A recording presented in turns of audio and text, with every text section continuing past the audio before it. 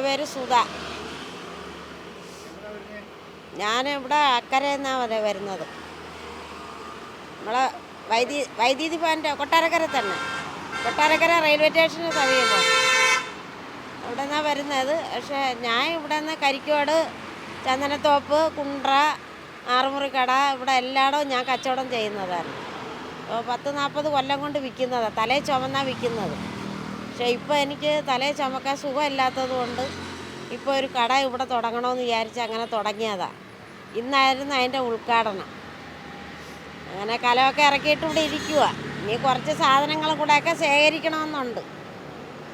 അങ്ങനെ ഇരിക്കുക. എനിക്ക് രണ്ട് പെൺമക്കളായിരുന്നു, രണ്ടുപേരെ അയച്ച്. സഹായിക്കാനൊന്നും ആരുമില്ല, മക്കളാണ് സഹായിച്ചത്. ചട്ടിയുടെയൊക്കെ വില പല വിലയുടെ ഉണ്ട്. 50 രൂപയുടെ ഉണ്ട്, 60 രൂപയുടെ ഉണ്ട്, 70 രൂപയുടെ ഉണ്ട്, 80 രൂപയുടെ ഉണ്ട്, 100 രൂപയുടെ ഉണ്ട്, 150 രൂപയുടെ ഉണ്ട്, 200 രൂപയുടെ ഉണ്ട്, 250 രൂപയുടെ ഉണ്ട്. പല വിലയുടെ പല റേറ്റാണ്. ഒരു സാധനമല്ല, ഒരുപാട് സാധനമുണ്ട്. പിന്നെ പ്ലാസ്റ്റിക് ചട്ടി, ചെടിച്ചട്ടി എല്ലാം ഉണ്ട്. ഇപ്പോൾ കൊണ്ടുവന്നെങ്കിലും കുറച്ചേ ഉള്ളൂ. സാധനങ്ങൾ ഇനി ഇറക്കിയെങ്കിലും ഒക്കത്തുള്ളൂ. കുറേ ഇറക്കിക്കൊണ്ടിരിക്കുക. ഇപ്പോൾ എല്ലാ ഐറ്റങ്ങളും ഉണ്ട്. ചട്ടി, കലം, മീൻചട്ടി, ചീനിച്ചട്ടി, പിന്നെ കാതുള്ള ഉരുളിച്ചട്ടി, എല്ലാ സൈസും ഉണ്ട്. ഇപ്പോൾ ഒരുമാതിരിപ്പെട്ട സാധനങ്ങളെല്ലാം ഉണ്ട്. തമിഴ്നാട്ടിൽ നിന്നും ആലുവയിൽ നിന്നും കൊണ്ട് ഇറക്കി തരുക. എനിക്ക് പോകാനൊന്നും ആരുമില്ല. ഇവിടെ വണ്ടി കൊണ്ടുവന്ന് ഇറക്കി തരും. അവർ വിലയിട്ട് ഇറക്കി തരും. അത് ഞാൻ എടുത്താൽ കച്ചവടം ചെയ്യുന്നത്. നമുക്ക് എനിക്ക് പോയി കൊണ്ടുവരാനൊന്നും ആരുമില്ല. ഞാൻ തന്നെ ഈ കച്ചവടം ചെയ്യുന്നത്. പിന്നെ അന്യ ആളുകളുടെ സഹായമേ ഉള്ളൂ, അല്ലാതെ ആരുടെയും സഹായമില്ല.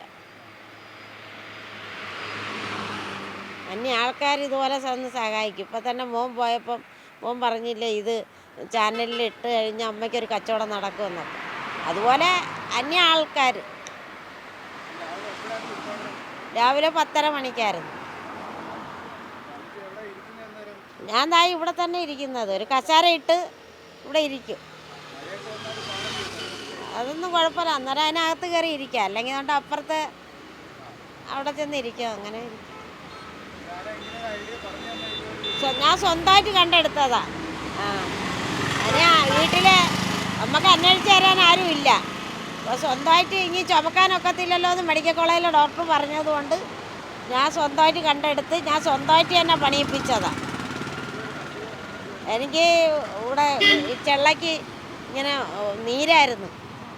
നീര് വന്ന് അങ്ങനെ ഇവിടെ കൊട്ടാരക്കര കാണിച്ചപ്പോൾ മെഡിക്കൽ കോളേജ് പോകണമെന്ന് പറഞ്ഞ് അങ്ങനെ മെഡിക്കൽ കോളേജിൽ പോയി. അവിടെ 2 മാസം കൊണ്ട് അവിടെ ഇപ്പോൾ ചികിത്സ നടക്കുക.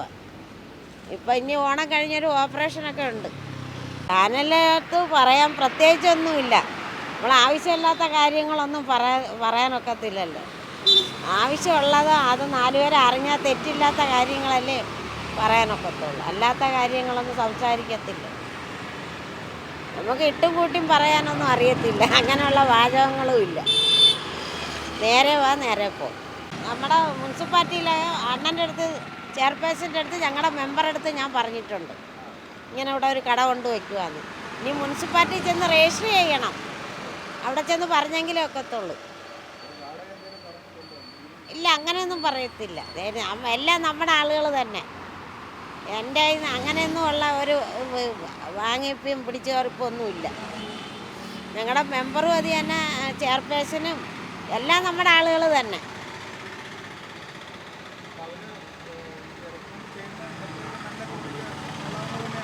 അതാണ് എല്ലാം നല്ല. ഞാൻ ഈ വീടുകളിൽ കൊണ്ടുവന്ന് കൊടുക്കുന്ന സാധനങ്ങളാണ്, എല്ലാവർക്കും അറിയാം. ഞാൻ പക്ഷേ ഇങ്ങനെ ഒരു സംവിധാനം തുടങ്ങിയെന്ന് കുറേ പേരെടുത്തൊക്കെ ഞാൻ പറഞ്ഞിട്ടുണ്ട്. ഇങ്ങനെ ഒരു സംവിധാനം ഞാൻ തുടങ്ങുന്നുണ്ടെന്ന്. ഇനിയിപ്പോൾ ഇതുവഴി കാണുമ്പോൾ എല്ലാവരും വരും.